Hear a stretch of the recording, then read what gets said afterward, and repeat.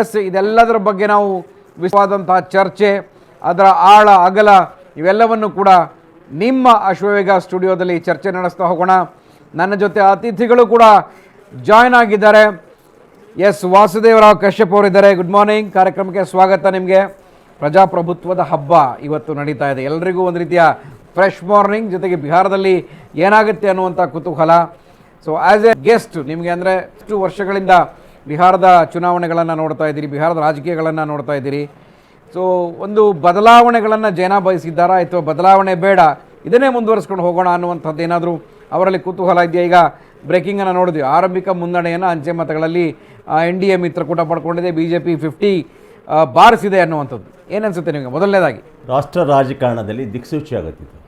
Okay, Bihar ಚುನಾವಣೆ, ಇಲ್ಲಿ ಚುನಾವಣೆ ಸಮೀಕ್ಷೆಗಳು ಯಾವುದೇ ಥರದ ಏರಿಳಿತಗಳಿದ್ರೂ ಕೂಡ ಅಲ್ಲಿ ಇವತ್ತಿನ ಚುನಾವಣೆಯಲ್ಲಿ ಸೋಲು ಗೆಲುವು ಏನಾಗುತ್ತೆ, ಕೆಲವು ರಾಜಕೀಯ ಪಕ್ಷಗಳಿಗೆ ಸಂಜೀವಿನಿ ಆಗುತ್ತೆ, ಕೆಲವು ರಾಜಕೀಯ ಪಕ್ಷಗಳಿಗೆ ಗೆಲುವಿನ ಹೆದ್ದಾರಿ ಆಗುತ್ತೆ. ಎಸ್, ಕಶ್ಯಪ್ ಅವರೇ ಮಾತಾಡ್ತೀನಿ. ಎಸ್, ಬಿಹಾರದ ಇಬ್ಬರು DCMಗಳಿಗೆ ಮುನ್ನಡೆ, ಸಾಮ್ರಾಟ್ ಚೌಧರಿ, ವಿಜಯ್ ಕುಮಾರ್ಗೆ ಮುನ್ನಡೆ. ಬಿಹಾರದಲ್ಲಿ 2 ಕ್ಷೇತ್ರದಲ್ಲಿ OIC ನೇತೃತ್ವದ ಪಕ್ಷ ಮುನ್ನಡೆಯನ್ನು ಕಾಯ್ಕೊಂಡಿದೆ. AIMIM 2 ಕ್ಷೇತ್ರದಲ್ಲಿ ಮುನ್ನಡೆಯನ್ನು ಸಾಧಿಸ್ತಾ ಇದೆ. ಸದ್ಯಕ್ಕೆ ಬರ್ತಾ ಇರುವಂಥ ಬ್ರೇಕಿಂಗ್ ಅಪ್ಡೇಟ್, ಸಾಮ್ರಾಟ್ ಚೌಧರಿ, ವಿಜಯ್ ಕುಮಾರ್ ಸಿನ್ಹಾಗೆ ಮುನ್ನಡೆ ಸಿಕ್ಕಿದೆ. ಆರಂಭಿಕ ಮುನ್ನಡೆಯಲ್ಲಿ 2 ಕ್ಷೇತ್ರಗಳಲ್ಲಿ ಬಿಹಾರದಲ್ಲಿ OIC ನೇತೃತ್ವದ ಪಕ್ಷ ಮುನ್ನಡೆಯನ್ನು ಕಾಯ್ದುಕೊಂಡಿದೆ. ಎಸ್, ದಿಕ್ಸೂಚಿ ಆಗುತ್ತೆ ಅಂತ ಹೇಳಿದ್ರಿ ಕಶ್ಯಪ್ ಅವರೇ. ಯಾವ ರೀತಿಯಾಗಿ ದಿಕ್ಸೂಚಿ ಆಗುತ್ತೆ ಇದು ಬೇರೆ ಬೇರೆ ಎಲೆಕ್ಷನ್ಗಳಿಗೆ, ಅಥವಾ ಇಡೀ ಭಾರತ ದೇಶಕ್ಕೆ ಯಾವ ರೀತಿ ಬಿಹಾರ ಒಂದು ಎಲೆಕ್ಷನ್ ಹೇಗೆ ಆಗುತ್ತೆ ಅಂತ? ಈ ರಾಷ್ಟ್ರ ರಾಜಕಾರಣದಲ್ಲಿ ಅಥವಾ ರಾಜಕೀಯ ಪಡಸಾಲೆ ಒಳಗೆ ಬಿಹಾರಲ್ಲಿ ಇರತಕ್ಕಂಥದ್ದು ಯಾರಿದ್ದಾರೆ, ಸುಮಾರು ವರ್ಷಗಳ ಕಾಲ ಏನು ಯಾವುದೇ ಅಡೆತಡೆ ಇಲ್ಲದೆ ಏನು ಹ್ಯಾಟ್ರಿಕ್ ಮಾಡ್ಕೊಂಬರ್ತಿದ್ದಾರೆ ಯಾರು, ನಿತೀಶ್ ಕುಮಾರ್ ಅವರು ಸೋಲು ಗೆಲುವಿನ ಮೇಲೆ ರಾಷ್ಟ್ರ ರಾಜಕಾರಣದ ಮೇಲೆ ಪರಿಣಾಮ ಬೀರುತ್ತೆ. ಓಕೆ, ಒಂದು ಪಕ್ಷದಲ್ಲಿ ಏನಾದರೂ ಅವರು ತಮ್ಮ ಜಯದ ಪಥದಲ್ಲಿ ಏನಾದರೂ ಹಿಂದೆ ಸರಿದಾಗ ಅಥವಾ ನೇಪಥ್ಯಕ್ಕೆ ಹೋದಾಗ ಅದು ರಾಷ್ಟ್ರ ರಾಜಕಾರಣದಕ್ಕೆ ಅಥವಾ ಆಡಳಿತ ಸರ್ಕಾರಕ್ಕೆ ಸ್ವಲ್ಪ ಎಚ್ಚರಿಕೆ ಗಂಟೆ ಆಗುತ್ತೆ ಅದು.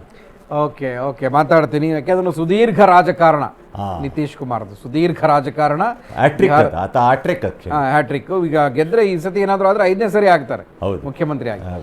ಎಸ್, ಎಲ್ಲ ಒಂದು ಜನರ ಅಭೀಷ್ಟೆ ಅಂತ ಹೇಳ್ತೀವಿ. ಅಂದರೆ ತುಂಬ ಸುದೀರ್ಘ ರಾಜಕಾರಣವು ಅಥವಾ ತುಂಬ ಸುದೀರ್ಘ ಸರ್ಕಾರವು ಕೂಡ ಜನರಿಗೆ ಎಲ್ಲೋ ಒಂದು ಕಡೆ ಇಲ್ಲ ನಮಗೆ ಬದಲಾವಣೆ ಬೇಕು ಅನ್ನುವಂಥದ್ದು, ಬದಲಾವಣೆ ಬಯಸಿದ್ದಾರೆ ಅನ್ನುವಂಥದ್ದಾದರೆ ಯಾವ ಥರ ಬಿಹಾರದಲ್ಲಿ? ಸರ್, ಈಗ ಬದಲಾವಣೆ ಯಾವುದಾರ ಒಂದು ವ್ಯಕ್ತಿ ಎರಡು ಪರ್ಸನಾಲಿಟಿಗಳ ಮಧ್ಯೆ ಅಥವಾ 2 ಪಕ್ಷಗಳ ಮಧ್ಯೆ ಬದಲಾವಣೆ ಅನ್ನೋದೇನೋ ಬಯಸೋದಿದ್ರೆ ಆ ಒಂದು ಪರ್ಯಾಯ ವ್ಯವಸ್ಥೆ ಆಗಿರಬೇಕು.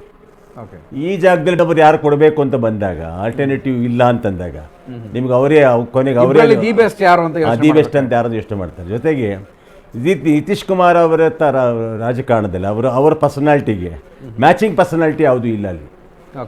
ಪರ್ಯಾಯ ವ್ಯವಸ್ಥೆ ಒಂದು ಯಾವುದೇ ಒಂದು ರಾಜಕಾರಣದಲ್ಲಿ ಒಂದು ಪರಾಮತ ವಿರೋಧ ಅಂತ ಯಾಕೆ ಹೇಳ್ತಾರೆ, ಅಥವಾ ಕೋರ್ಟು ಕಚೇರಿಗಳಲ್ಲಿ ವಾದಿ ಪ್ರತಿವಾದಿ ಅಂತ ಯಾಕೆ ಹೇಳ್ತಾರೆ ಅಂತಂದರೆ, ಒಂದು ವಾದಿ ಇದ್ಮೇಲೆ ಪ್ರತಿವಾದಿ ಇರಲೇಬೇಕು. ಒಂದು ಕಡೆ ನೀವೇನಾದ್ರೂ ಆಯ್ಕೆಯ ತೀರ್ಪು ನಿಮಗೆ ಕೊಡೋದಾದರೆ ಒನ್ ಸೈಡೆಡ್ ಆಗ್ಬಿಡುತ್ತೆ. ಜೊತೆಗೆ ಆಯ್ಕೆ ತೀರ್ಪಿನಲ್ಲಿ ಆಪ್ಷನ್ ಇರಬೇಕು. ಲೈಕ್ ತಮಿಳುನಾಡಿಂದ ಇರತಕ್ಕಂಥ ರಾಜಕಾರಣದಲ್ಲಿ ಆಯ್ಕೆಯ ಅಂಶಗಳಿವೆ. ಇಲ್ಲ ADMK ಬರುತ್ತೆ, ಇಲ್ಲ DMK ಬರುತ್ತೆ. ಆಂಧ್ರದಲ್ಲೂ ಕೂಡ ಆಯ್ಕೆ ಅಂಶಗಳಿವೆ. ಒಂದು ತೆಲುಗು ದೇಶಂ ಇದೆ, ಇನ್ನೊಂದು ಸಾಕಷ್ಟು ಪಾರ್ಟಿಗಳು ಸೇರ್ಕೊಂಡಿದೆ.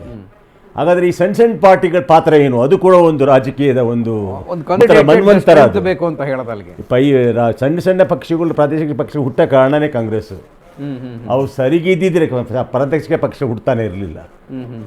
ಆ ಕಾಂಗ್ರೆಸ್ ಪಕ್ಷದ ಹೆಮ್ಮರದಿಂದ ಟಿಸಿಲ್ ಹೊಡತಕ್ಕಂಥ ಪಕ್ಷಗಳು ಕೂಡ ಇವತ್ತು ದೇಶದ ರಾಜಕೀಯ ಚುಕ್ಕಾಣಿ ಒಳಗೆ ನಮ್ಮ ಪಾತ್ರ ತೋರಿಸ್ತಾರೆ. ಉದಾಹರಣೆ ನಮ್ಮ ಕರ್ನಾಟಕದಲ್ಲಿ ತಗೊಳ್ಳಿ ನೀವು, ಯಾವುದೋ ಒಂದು ರಾಷ್ಟ್ರೀಯ ಪಕ್ಷಗಳ ಮಧ್ಯ ಇನ್ನೊಂದು ಪಕ್ಷ ನುಗ್ಬಿಟ್ಟು ಅಧಿಕಾರವನ್ನು ಅನುಭವಿಸುತ್ತೆ. ಹೌದು, ಖಂಡಿತ.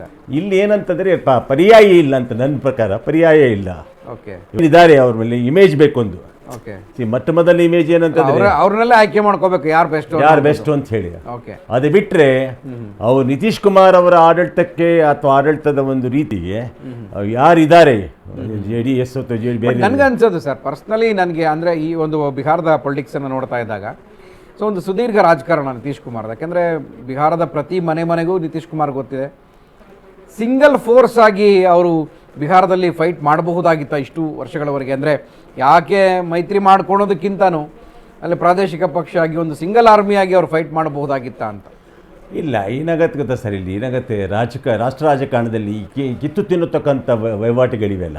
ರಾಜಕಾರಣ ಕಿತ್ತು ತಿನ್ನತಕ್ಕಂದಿದೆ, ಒಂದು ಲಿಫ್ಟ್ ಮಾಡೋದು. ಅಲ್ಲ, ನಿತೀಶ್ ಕುಮಾರ್ಗೆ ಆ ಛಾತಿ ಇತ್ತು ಅಂತ, ಆ ಒಂದು, ಯಾಕೆಂದರೆ ಬಿಹಾರದಲ್ಲಿ ಇಷ್ಟು ವರ್ಷಗಳ ರಾಜಕಾರಣದಲ್ಲಿ ಸಿಂಗಲ್ ಆಗಿ ಫೈಟ್ ಮಾಡುವಂತಹ ಹೊತ್ತಿ ಇತ್ತು, ಆದರೆ ಅದನ್ನು ಸಮರ್ಪಕವಾಗಿ ಬಳಸ್ಕೊಳ್ಳಿಲ್ವಾ ಅಂತ. ಹೌದು, ಯಾಕಂದ್ರೆ ಏನಾಗುತ್ತೆ ಇಲ್ಲಿ ಅಂದರೆ ಅವರು ಈ ನಿಜವಾದ ಸಾಮರ್ಥ್ಯ, ಒಣ ಸಾಮರ್ಥ್ಯ ಇದ್ದಿದ್ದರೆ ಅವ್ರು ಯಾವುದೇ ಪಾರ್ಟಿ ಜೊತೆ ಸಮೀಕ್ಷೆ ಮಾಡ್ಕೊಳ್ಳೋಗತ್ತೆ ಇರ್ತಿರ್ಲಿಲ್ಲ. ಖಂಡಿತ ಇರ್ತಿರ್ಲಿಲ್ಲ. ಯಾಕಂತಂದ್ರೆ ಸ್ವಸಾಮರ್ಥ್ಯ ಅಂತ ಕರಿತೀವಿ ನಾವು. ಅದನ್ನು ನಿಂತ್ಕೊಂಡ್ರೆ ಗೆಲ್ಬಲ್ಲೆ, ನನಗೆ ಹೇಳಿದ್ದಲ್ಲಿ ನಿಮ್ಗೆ ಆದ್ರೆ ಅವ್ರು ಯಾಕೆ ಸ್ವಲ್ಪ ಊರುಗೂರು ಬೇಕಾಗಿತ್ತು ಅವ್ರಿಗೆ. ಓಕೆ, ಅವರ ಏನು ನಡೆದು ಬಂದ ದಾರಿಗೆ 20 ವರ್ಷದ ಕಾಲಾವಧಿನಲ್ಲಿ ಒಂದು ಊರುಗೋಲ್ ಬೇಕಾಗಿತ್ತು. ನಡೆದು ಬಂದ ದಾರಿನಲ್ಲಿ ಒಂದು ಅವರ ಏನು ಬಜೆಟ್ ಜೋಡಿಸ್ಕೊಳ್ಳೋಕ್ಕೋಸ್ಕರ ಒಂದು ಬ್ಯಾಲೆನ್ಸಿಂಗ್ ಬೇಕಾಗಿತ್ತು. ಅದಕ್ಕೆ ಇವಾಗ ಮೊರೆ ಹೋಗ್ಲೇಬೇಕಾಯ್ತು ಅಂತ. ಎಸ್, ಬ್ರೇಕಿಂಗ್ ನೋಡ್ತಾ ಇದ್ರಿ. ತೇಜ್ ಪ್ರತಾಪ್ ಯಾದವ್ಗೆ ಭಾರಿ ಹಿನ್ನಡೆ ಆಗ್ತಾ ಇದೆ. NDA 71 ಕ್ಷೇತ್ರದಲ್ಲಿ ಮುನ್ನಡೆಯನ್ನ ಕಾಯ್ದುಕೊಳ್ತಾ ಇದೆ. ಮಹಾಗಠಬಂಧನ್ನಲ್ಲಿ RJD ಕಿಂಗ್ ಆಗ್ತಾ ಇದೆ. ಕಾಂಗ್ರೆಸ್ ಕಮಾಲ್ ಮಾಡ್ತಾ ಇಲ್ಲ. ಜನ್ಸುರಾಜ್ ಕೂಡ ವೀಕ್ ಆಗ್ತಾ ಇದೆ. ಏನು ಕಾರಣ ಇದಕ್ಕೆ ಮಾತನಾಡೋಣ, ಇದ್ರ ಬಗ್ಗೆನೂ ಕೂಡ. ಅಮೋರ್ ಕ್ಷೇತ್ರದಲ್ಲಿ AIMIM ಮುನ್ನಡೆಯನ್ನು ಕಾಯ್ದುಕೊಂಡಿದೆ. ಈಗಾಗಲೇ 2 ಕ್ಷೇತ್ರಗಳಲ್ಲಿ ಮುನ್ನಡೆಯನ್ನು ಕಾಯ್ದುಕೊಂಡಿರುವಂಥದ್ದು AIMIM. ಜನ್ಸುರಾಜ್ 3 ಕ್ಷೇತ್ರಗಳಲ್ಲಿ ಮುನ್ನಡೆಯನ್ನು ಕಾಯ್ದುಕೊಂಡಿದೆ. ಮಹಾಗಠಬಂಧನ್ನಲ್ಲಿ RJD ಕಿಂಗ್ ಆಗ್ತಾ ಇದೆ. ಕಿಂಗ್ ಆಗ್ತಾರಾ, ಕಿಂಗ್ ಮೇಕರ್ ಆಗ್ತಾರಾ, ಅಥವಾ ಎದುರಾಳಿ ಸ್ಥಾನದಲ್ಲಿ ಕೂತ್ಕೊಳ್ತಾರಾ, ಇಲ್ಲ ಹಾರ ಹಾಕಿಸ್ಕೊಳ್ತಾರಾ? ಇದು ಸಾಕಷ್ಟು ಕುತೂಹಲ ಇರುವಂತಹದ್ದು. ಸೊ ಈಗಾಗಲೇ ನಾನು ನಿತೀಶ್ ಕುಮಾರ್ ಬಗ್ಗೆ ಮಾತನಾಡ್ತಾ ಇದ್ದೇನೆ. So Nitish Kumar one strong man ಅಂತ ಅನ್ನಿಸ್ಕೊಳ್ಳದೇ ಇದ್ದರೆ ಅಥವಾ ಆಗಿದ್ದಿದ್ದರೆ, ಸೊ ನೀವು ಹೇಳಿದ್ರಿ ಒಂದು ಭುಜಬಲ ಬೇಕಾಯಿತು ಅವ್ರಿಗೆ, ಅವರು ಸ್ಟ್ಯಾಂಡಪ್ ಆಗೋದಕ್ಕೆ, ಅಥವಾ ಅವ್ರಿಗೊಂದು ಸಪೋರ್ಟ್ ಬೇಕಾಯಿತು ಅಂತ. ಅಂದರೆ ಬಿಹಾರದ ರಾಜಕೀಯವನ್ನು ನಾವು ಗಮನಿಸ್ಕೊಳ್ತಾ ಬಂದರೆ 30 ವರ್ಷಗಳ ರಾಜಕಾರಣ ನಾವು ನೋಡ್ತಾ ಹೋಗೋಣ. ಯಾಕೆಂದರೆ ಗಂಡ ಇಲ್ಲದಂಥ ಸಂದರ್ಭದಲ್ಲಿ ಹೆಂಡತಿಯಲ್ಲಿ ಸಿ ಎಮ್ ಆಗಿ ಆಳದಂತಹ ರಾಜ್ಯ ಅದು. ಅವರೇ ಹೇಳ್ತಾ ಇದ್ರು ಅದನ್ನು. ಅವ್ರು ಜೈಲಿಗೆ ಹೋದ ಮೇಲೆ ಹೆಂಡತಿಯನ್ನು ಆ ಒಂದು ಸ್ಥಾನದಲ್ಲಿ ಕೂಡಿಸೋದಂಥ ಕ್ಷೇತ್ರ ಅಂದರೆ ಆ ಒಂದು ರಾಜ್ಯ. ಈಗ ಜನ ಅಲ್ಲಿ ಪರ್ಯಟನೆಗೆ ಬದಲಾಗಿದ್ದಾರಾ ಅಂತ? ಇಲ್ಲ, ನಮಗಿದು ಬೇಡವೇ ಬೇಡ, ನಮಗಿದು ಬೇಕು ಅನ್ನುವಂಥ ಅಷ್ಟೊಂದು ಆಯ್ಕೆ ಮಾಡುವಂಥ ಪ್ರಬಲರಾಗಿದ್ದಾರಾ ಜನ ಈಗ ಅಂತ? ಏನಾಗುತ್ತೆ, ಬಿಹಾರದ ಜನ though they are not well qualified in ಫ್ರೇಮಿಗೆ ಬರದೇ ಇರ್ಬೋದು, ಬಟ್ ರಾಜಕಾರಣದಲ್ಲಿ they are well planned, well versed. ಇಲ್ಲಿದ್ದರೆ 20 ವರ್ಷಗಳ ಕಾಲ ಸುದೀರ್ಘ ಒಬ್ಬ ವ್ಯಕ್ತಿಗೆ ಹಾಕೋದು, ಒಂದೇ ಪಾರ್ಟಿಗೆ ಹಾಕೋದಿದೆಯಲ್ಲ, ಅದು ಜನಗಳ ಪ್ರಬುದ್ಧತೆ ತೋರಿಸುತ್ತದು. ಇನ್ನೊಂದು, ಆಗಲೇ ಒಂದು ಆಡಳಿತ ನೋಡ್ಬಿಟ್ಟಿದ್ದಾರೆ. They enjoyed or they dispersed. ಒಂದು ಆಡಳಿತವನ್ನು ಯಾವಾಗ ಗಮನಿಸಿದ್ರು, ಯಾವುದು ಏನು ಅಲ್ಲಲ್ಲೂ ಅವರ ಕುಟುಂಬದ ಡೈನೆಸ್ಟಿಗೆ ಬಂದಾಗ ನೀವು ಅದು ಹಗರಣಗಳು ಇವತ್ತು ಕೂಡ ಅವ್ರನ್ನ ಕಾಡ್ತಾ ಇದೆ. ಇವತ್ತು ಕೂಡ ಅವ್ರು ಇದ್ರೆ ಗುಂಡರಾಜ ಬರುತ್ತೆ ಅನ್ನತಕ್ಕಂಥ ಭಯಭೀತಿಗಳು ಕೂಡ ಮಧ್ಯಮ ವರ್ಗವನ್ನು ಕಾಡ್ತಾ ಇದೆ. ಅದನ್ನ ಅವಾಯ್ಡ್ ಮಾಡಕ್ಕೆ ನೀವು ಏನಾಗತ್ತೆ, ಕೆಲಸದಲ್ಲಿ ನಮ್ಗೆ ಬೇಡ ಅವರು ಅಂತಂದಾಗಲೇ ಪಾಪ ಆಲ್ಟರ್ನೇಟಿವ್ ಇಲ್ಲ ಅಂದ್ರೆ ಇವ್ರಿಗೆ ಹೋಗ್ಬೇಕಾಗತ್ತೆ. ಕೆಲವು ಕಡೆ ನಮ್ಗೆ ಇಷ್ಟ ಆಗದೆ ಇಲ್ಲದೆ ಇರ್ಬೋದು. ಜನಕ್ಕೆ ಬೇಜಾರಾಗಿಲ್ಲ ನಿತೀಶ್ ಕುಮಾರ್ ಅಂದ್ರೆ, ಜನಕ್ಕೆ ಬೇಜಾರಾಗಿಲ್ಲ ಅಂತ ನಿಮ್ಮ ಅರ್ಥ? ಏನಿಲ್ಲ ಸರ್, ಇಲ್ಲಿ ಪ್ರಶ್ನೆ ನಾವು ಇಲ್ಲಿ ಈಗ ಸುಮ್ಮನೆ ನಾವು ರಾಜಕಾರಣದ ಒಂದು ಟಾಪ್ ಲೇಯರಲ್ಲಿ ಹೋಗೋದು ಬೇಡ. ನಾವು 20 ವರ್ಷ ಇದ್ದರು, 10 ವರ್ಷ ಇದ್ದರು, 5 ವರ್ಷ ಇದ್ದರು ಅಂತ ಟಾಪ್ ಲೇಯರಲ್ಲಿ ಹೋಗಬೇಡ. ಯಾವುದೋ ಒಂದು ಬಿಸ್ನೆಸ್ಸಿನ ಒಂದು ಕಿಂಗ್ಡಮ್ಮು ಚೆನ್ನಾಗಿ ಅವರು ಬ್ಯಾಲೆನ್ಸ್ ಮಾಡ್ಕೊಂಡು ಓಡ್ತಿದ್ರೆ ಯಾವುದೇ ಒಂದು ಕ್ಷೇತ್ರ 100 ವರ್ಷ ತನಕ ಬದುಕ್ಬೋದು. ಎಸ್ ಒಂದು ಬ್ರೇಕಿಂಗ್ ಬರ್ತಾ ಇದೆ, ನೋಡೋಣ. ಶತಕದ ಕಡೆ NDA ಮೈತ್ರಿಕೂಟದ ಅಭ್ಯರ್ಥಿಗಳು ಮುನ್ನಡೆಯನ್ನ ಸಾಧಿಸ್ತಾ ಇದ್ದಾರೆ. ಶತಕದ ಸನಿಹದಲ್ಲಿ NDA ಮೈತ್ರಿಕೂಟ ಮುನ್ನಡೆಯನ್ನ ಸಾಧಿಸ್ತಾ ಇದೆ. 81 ಕ್ಷೇತ್ರಗಳಲ್ಲಿ NDA ಮುನ್ನಡೆಯನ್ನ ಕಾದುಕೊಳ್ತಾ ಇದೆ. MGB 57, ಜನ್ಸುರಾಜ್ 4 ಕ್ಷೇತ್ರದಲ್ಲಿ. ಸೊ ನೋಡ್ತಾ ಇದ್ರಿ, ಸೆಂಚುರಿ ಬಾರಿಸುವತ್ತ ಮುನ್ನಡೆ ದಾಪುಗಾಲ್ ಹಾಕ್ತಾ ಇದೆ, ಮುನ್ನಡೆಯನ್ನ ಸಾಧಿಸ್ತಾ ಇದೆ.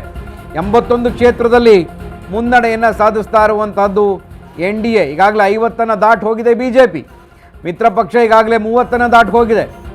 ಹತ್ತತ್ರ ಇಬ್ಬರು ಸೇರಿ ಸೆಂಚುರಿ ಬಾರಿಸೋದಕ್ಕೆ, ಪಾರ್ಟ್ನರ್ಶಿಪ್ಪಲ್ಲಿ ಸೆಂಚುರಿ ಬಾರಿಸೋದಕ್ಕೆ ಈ ಒಂದು ಬಿಹಾರ ಬ್ಯಾಟಲ್ನಲ್ಲಿ ದಾಪುಗಾಲಿಡ್ತಾ ಇದ್ದಾರೆ. ಜೊತೆಗೆ ಕಾಂಗ್ರೆಸ್ ಮಿತ್ರಕೂಟ ಇಂಡಿ ಏನಿದೆ ಅದು ಕೂಡ 50 ದಾಟಿ 58 ಕ್ಷೇತ್ರಗಳಲ್ಲಿ ಮುನ್ನಡೆಯನ್ನು ಕಾಯ್ದುಕೊಳ್ತಿದೆ. ಇತರರು 6 ಕ್ಷೇತ್ರಗಳಲ್ಲಿ, ಅದರಲ್ಲಿ MIMIM 6 ಕ್ಷೇತ್ರಗಳಲ್ಲಿ 2 ಕ್ಷೇತ್ರಗಳಲ್ಲಿ ಮುನ್ನಡೆಯನ್ನು ಕಾಯ್ದುಕೊಳ್ತಾ ಇದೆ. ಸೊ NDA 83 ಕ್ಷೇತ್ರದಲ್ಲಿ, MGB 57 ಕ್ಷೇತ್ರದಲ್ಲಿ ಇತರರು 6 ಕ್ಷೇತ್ರದಲ್ಲಿ ಆರಂಭಿಕ ಮುನ್ನಡೆಯನ್ನು ಕಾಯ್ದುಕೊಳ್ತಾ ಇದ್ದಾರೆ. ಸೊ ಈಗಾಗಲೇ ನಾವು ಮಾತನಾಡ್ತಾ ಇದ್ವಿ, ಬದಲಾವಣೆಯನ್ನು ಬಯಸಿದ್ದಾರೆ ಅನ್ನುವಂಥದ್ದಾದರೆ ಯಾವ ರೀತಿಯಾಗಿ ಅನ್ನುವಂಥದ್ದು.